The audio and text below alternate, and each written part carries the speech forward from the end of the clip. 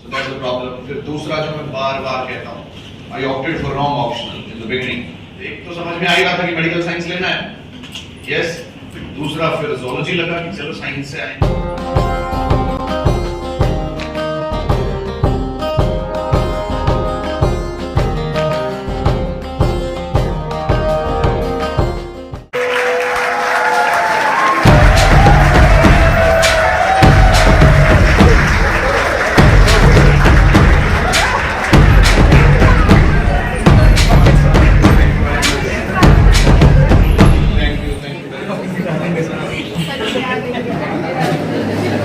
Sir आज रहने देना उस पेज को.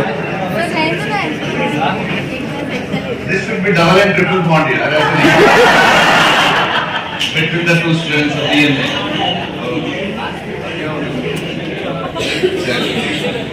ये किसकी कलाकारी है?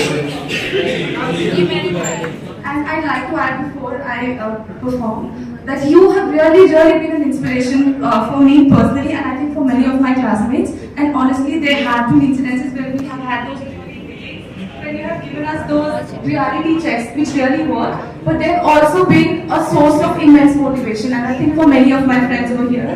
So I have written a small verse, so I'll present that. Dear teacher, from touching our hearts to enlightening our minds, you bestowed upon us the gift of knowledge and blessed us in all kinds. No words can ever compensate your efforts and dedication in us. Only gratitude can express what it really means when you believe in us. Thank you so much, sir, and thanks for having me. What's your name? Sir, myself Kaushal Gupta. कौशल गुप्ता. कुशल. गुप्ता जी आए. Sir आपको शिक्षक दिवस की बहुत बहुत शुभकामनाएं. Thank you. और sir कुछ वर्ड्स जो मैंने लिखे हैं सर आपके लिए पता नहीं था ये वंशिका ने आया इनिशियली बोल दिया कि कुछ करना है करते हैं. अच्छा तुमने लिखे हैं बेटा गूगल सर्च हो जाती है चिपकाना नहीं किसी और के. सर कहीं नहीं मिलेगी सर मेरी लिखी हुई सर. सिंधु सभ्यता से थी हमारी पहचान. सिंधु सभ्यता से थी हमारी पहचान. उस पहचान पर कुछ अलग रंग चढ़ा. एंशिएंट मिडिवल फिर मॉडर्न आते आते शिक्षा का एक अलग नाम पड़ा. बच्चे शून्य से अनंत हुए. बच्चे शून्य से अनंत हुए. शून्य से अनंत बनाना हमारा काम है. अरे क्या करे मेरे प्यारे बच्चों, हमें जो मिला गुरु का नाम है.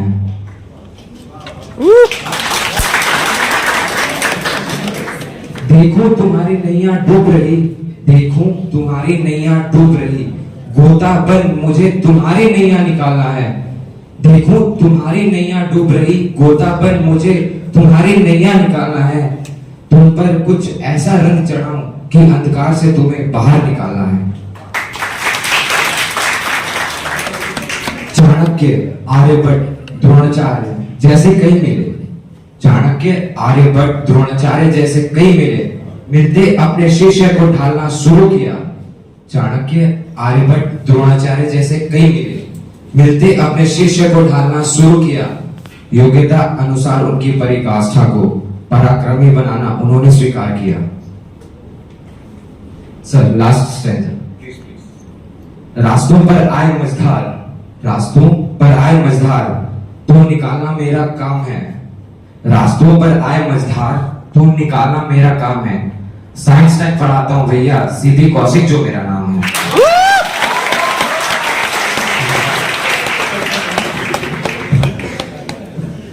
सर कुछ 4 लाइनें वो मेरे दोस्त कोहर ने लिखा है पर मुझे समझ नहीं आया. इन्होंने लिखा है पर मुझे समझ नहीं आया. लेकिन ये आके बोले तो ज्यादा सही रहेगा सर. अरे मौका मिला है प्लेटफॉर्म पे आने का. देखो तो सही कैसा दिखता है यहाँ से. एक ट्रांसफैक्स के सप्लायर थे हमारे पास स्टैंडर्ड कॉर्नर के नाम से. छोले भटूरे वाले हैं. सो वो सारे एस्पिरेंट्स को ट्रांसफैक्स सप्लाई करते थे. यस खाया कभी कभी जाना एक स्टैंडर्ड कॉर्नर करके किसी ने तो खाया होगा. दो स्टे और एक कंफर्म चीज है तो वहां पे एक दो बार खा लोगे तुम बार बार जाओगे. कुछ मिलाते हैं पक्का छोले में. कुछ ना कुछ एडिक्टिव है उसके अंदर. तुम बार बार जाओगे. तुम्हें पता है it contains unsaturated fatty acids that behave like saturated fatty acids. और फिर भी तुम जाओगे.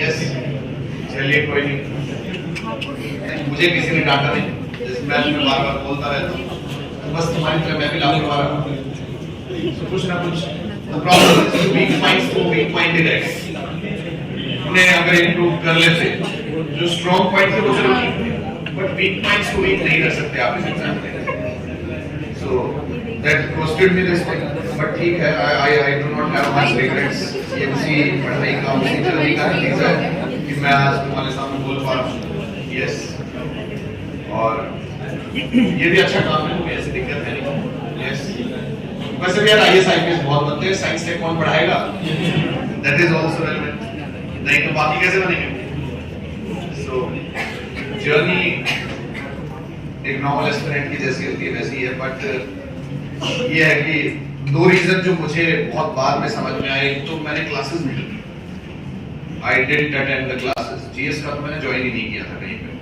ओवर कॉन्फिडेंस की कर लेंगे, बट उसकी वजह से क्या हुआ, जो कुछ ऐसे टॉपिक्स हैं जिनको समझने की जरूरत है, like coming from the medical background, topics like pure history topics, economics topics, वो मेरे लिए नए थे, कोशिश की इम्प्रूव भी किया, बट वो उतना बेटर नहीं हो पाया, और फिर एक लेवल के बाद क्लासेस करने का मन नहीं करता कि चलो इतना पढ़ ही लिया है तो ये भी खुद पढ़ लेंगे, सो दैट्स द प्रॉब्लम। फिर दूसरा जो मैं बार बार कहता हूँ, I opted for wrong optional in the beginning,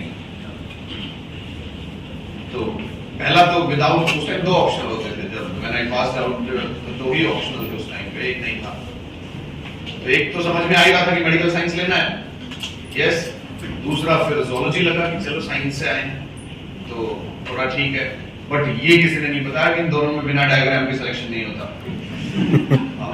यही तो that's what I am saying ना, क्लासेस नहीं की उसका ये नुकसान था, खुद से जो लगा करते रहे, और उसमें इतने ब्लॉग्स और इंटरनेट नहीं था 2010-11 में यूपीएससी को लेके, internet we were using, but इतने ब्लॉग्स, वेबसाइट्स ये सब नहीं थे जो बता रहे थे तुम्हें टॉपर्स की स्ट्रेटजी की भाई इसको ऐसे करना है, कोई मिल गया उसने बता दिया, यस, मेरे एक सीनियर थे डॉक्टर अखिल, सो वो पंजाब में आईपीएस है अभी, तो he got selected with the subjects, तो उन्होंने कहा ये तो तुम कर ही लोगे, तो हमने पढ़ाई है शुरू से, तो जब उन्होंने कह दिया आईपीएस बन गई, मैंने कहा बंदा गलत थोड़ी कह रहा होगा, आईपीएस है यार, तो उन्होंने कहा तो मैंने ले लिए, फिर उनसे जब नेक्स्ट टाइम मिला तो उन्होंने कहा ये मेरी डायग्राम्स की नोटबुक है, ये ले लो तुम, डायग्राम मेरे डायग्राम के बिना नंबर नहीं आएंगे इस सब्जेक्ट्स में, ये पहले बताना चाहिए था आपको, यस, उस चक्कर में पहला अटेम्प्ट वेस्ट हो गया, मतलब प्रीलिम्स क्वालीफाई होने के बाद भी वेस्ट हो गया, यस, जैसे मेडिसिन में एक सब्जेक्ट है, नाम तो आपने सुना है एनाटॉमी,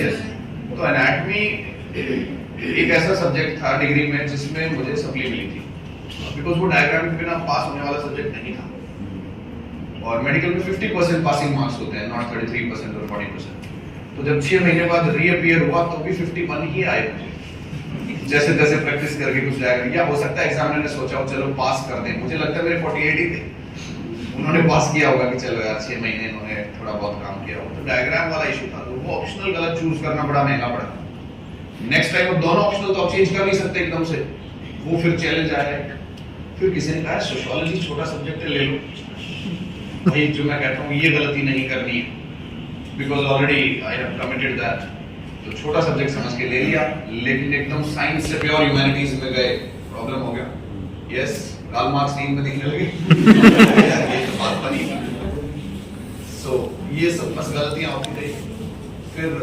अल्टीमेटली हम नए पैटर्न पे आ गए 13 में, जब ऑप्शनल भी एक हो गया, और फिर किसी ने कहा सोशियोलॉजी तुम तो एंथ्रो लो, तुम्हारा एंथ्रो सब्जेक्ट नहीं पता था यार ढंग से क्या होता है, फिर देखा तो उसमें देखा जेनेटिक्स सेल बाय एवोल्यूशन में, तो ये तो हमारे लोग हैं,